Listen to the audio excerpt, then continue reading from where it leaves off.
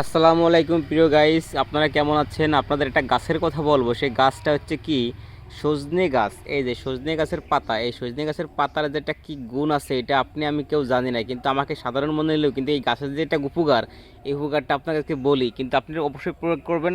দেখবেন যে এই গাছের গুণাগুণ কত আর কাজটা কত দ্রুত হয়। কাজটা কি জানেন? যারা বাড়িতে হাঁস মুরগি পালেন, তারা একদিন পর একদিন এই রস করে সেই গরম ভাতের সাথে প্রত্যেকদিন সকালবেলা খাওয়াই দেবেন।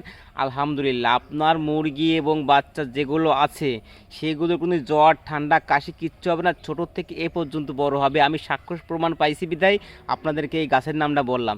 সজনে গাছের পাতা, সেই জালি পাতাই হোক আর বতি পাতাই হোক, আপনারা সব ভালো করে মিক্স করে বাইটে ভাতের সাথে গরম ভাতের সাথে খাওয়াই দেবেন।